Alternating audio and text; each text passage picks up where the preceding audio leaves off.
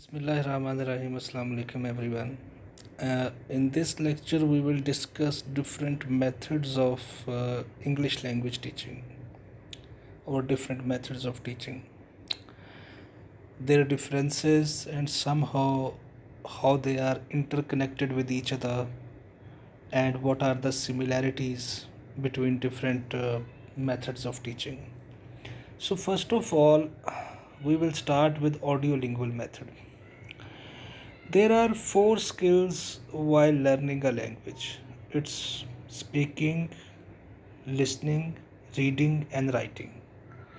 Now, all these four skills, out of all these four skills, the teacher has to decide that which skill he has to teach at first and then the rest of the skills, because if even single skill is left, the learners will not be able to learn proficiently. They will not be able to learn English language or any other language with accuracy. Now, in audio lingual method, the focus is on listening and speaking, and then they move towards reading and writing. First of, in audiolingual method, there when we apply audiolingual method in class, it means that our focus is on listening and speaking. So if the focus of the teacher is on listening and speaking, then definitely the teacher will play a video or a audio in the classroom so that the students they can listen and they can watch in order to improve their listening skills. And then the teacher will allow the students to discuss with the teacher as well as with their fellows among the students, whatever they have seen or they have listened in the video or in the audio. So in this way their listening and speaking skills will start improving, and a less focus be given to reading and writing. Now, remember one thing, that it doesn't mean that reading and writing are completely out of the stadium in this audiolingual method. The rest of the two skills, reading and writing, they are there, but while applying this method, the objective is to achieve the skills of proficiency in speaking as well as in listening. In this method of teaching, mother tongue is discouraged. Mother tongue is discouraged mean, you must have seen in our universities many of the teachers, those who are teaching in English departments, to MPhil English, to BS English, to PhD English also. So they deliver their lecture in Urdu language, like they translate it and then they deliver the lecture. So this, when we talk about Urdu language, although it's our national language, but because everyone can understand and speak it, so it can be called our native language. Actually, our native languages are Punjabi, Saraiki, Pashto, Sindhi, Balochi, but because it's a national language, so most of the time the teachers they use national language, which is again a second language. It's not the first language, the target language which the teacher has an aim to teach the students. So remember, in audio lingual method our focus is on speaking and listening, and then we move our mother tongue is discouraged. The teacher uses English language in the class. So in simple words, you can say, if a teacher comes into your class and he delivers the whole lecture in English, then he is using audiolingual method. Then we have, because we are talking about listening and speaking, so the primary focus in audiolingual method is on pronunciation. Pronunciation means how we accurately speak the words.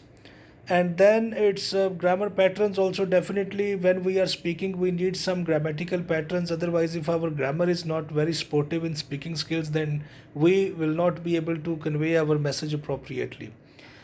And then let's move to its characteristics. While talking about its characteristics, first of all, they say that language learning is a habit formation. Habit formation means the students will keep repeating the same thing, keep listening, keep speaking, and with the passage of time, they will improve. Uh, Mistakes, if a student he is making a mistake, he will not be corrected by the teacher. not be corrected by the teacher doesn't mean the teacher will never ever correct him. It means that the focus of the teacher would be to encourage the student, because once we start making an accuracy, then definitely the speed is affected.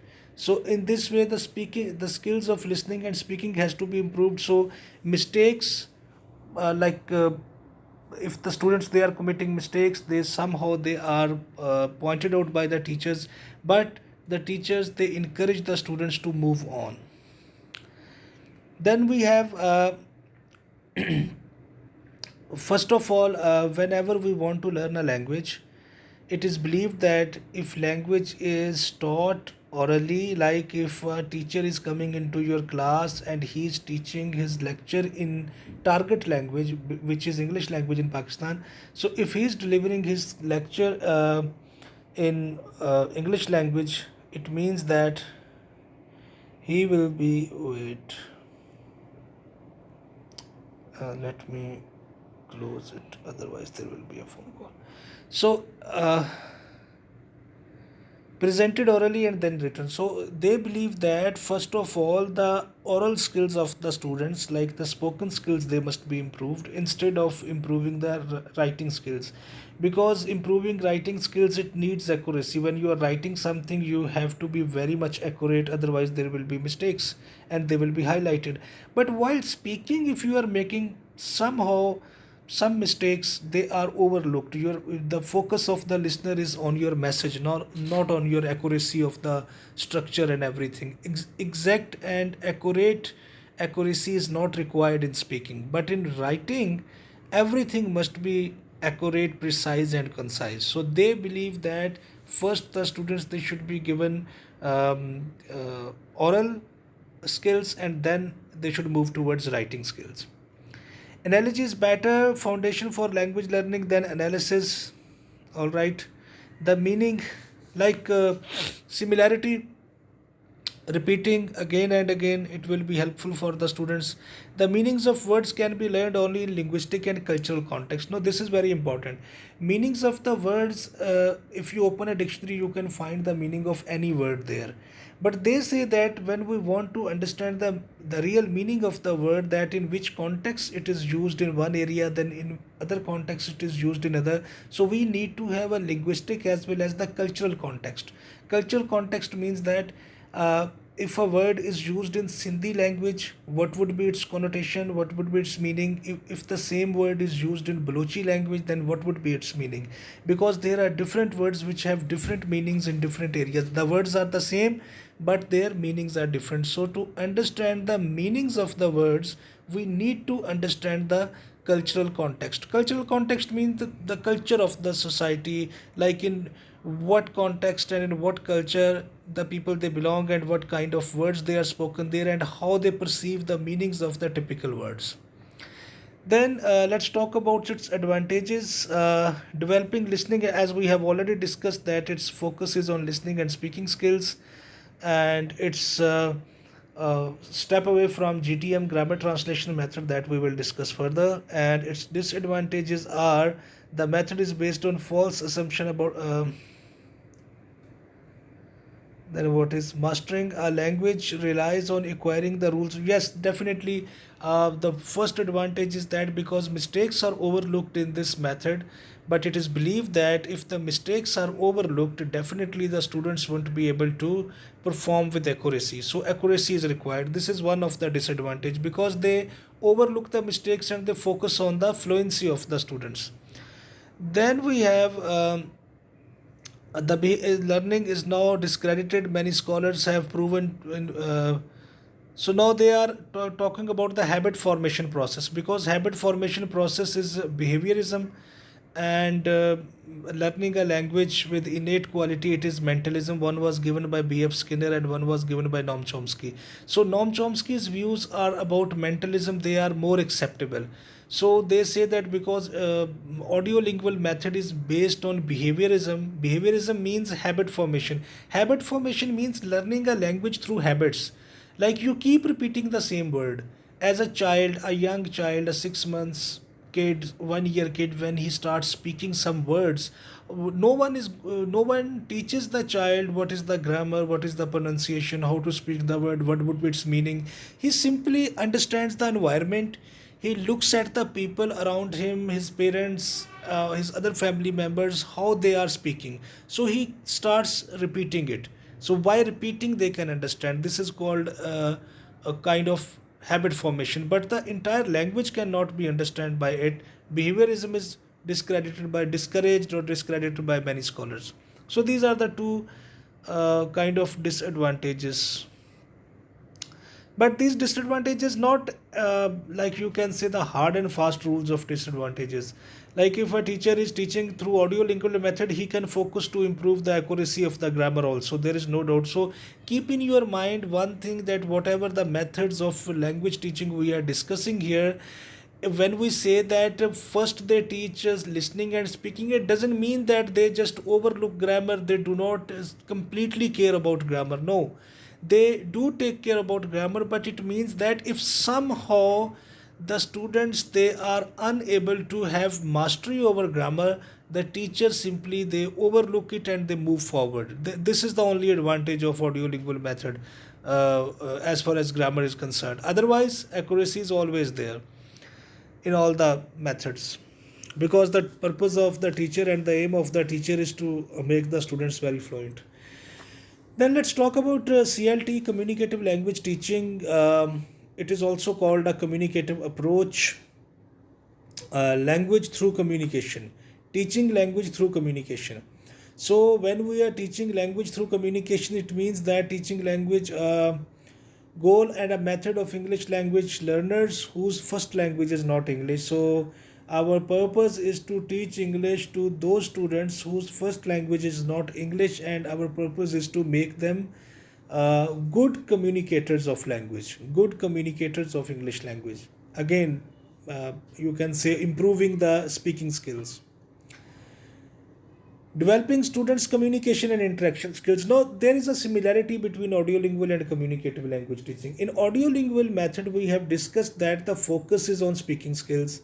Now, here we are saying the focus is on communicative and interactional skills. So, when we are communicating to someone or we are having a kind of interaction with someone, definitely we speak. So, speaking skills are focused in communicative language teaching.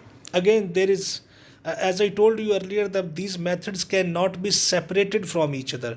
If we say that CLT is altogether a different method and audiolingual is altogether a different method, there cannot be any similarity, not at all. The purpose of all these methods it is to teach language. Focus may be changed, mode of teaching may be changed, but the primary objective remains the same, that is to teach the students. And then it is it encourages group discussion, because in research they have found that group discussion encourages the students to perform better. The learners who are sitting in a class, if there is a group discussion between the learners, they will be able to exchange their ideas, and in this way they will improve their communication skills. For example, in your class, if the teacher gives to you time to start speaking with each other, then definitely in Pakistan the situation would be changed. The student will start wasting time and they will start discussing something about cafe, something about their plans. They will not discuss in target language. Surely they will start discussing in Urdu, Punjabi, Saraiki, Pashto. So I think this group discussion in Pakistan should not be is not somehow acceptable. But in communicative language teaching it is acceptable, that group work is better, and definitely group work is better for discussion, because in this way they communicate confident, the hesitation is removed and they feel confident while speaking, because with practice speaking is improved with practice.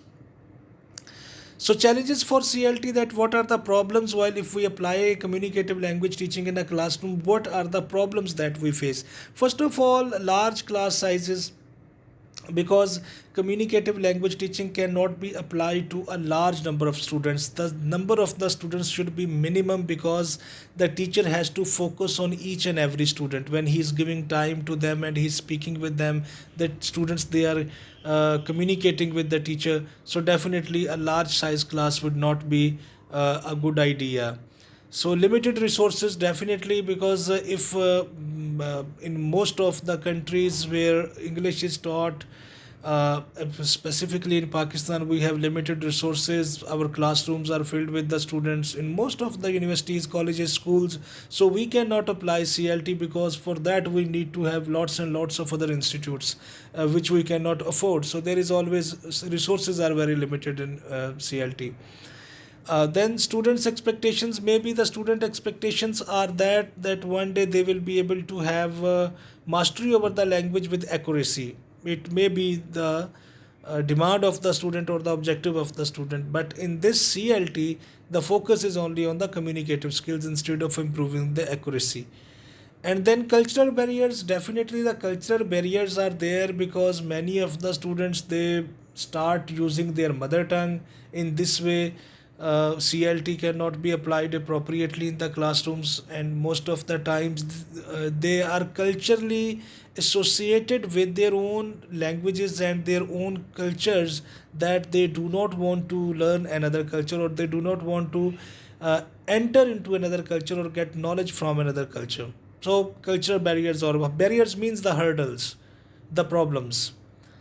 And assessment challenges for the teachers are always there, because if the classroom because the teacher has to focus each and every student separately. For example, we have a semester system.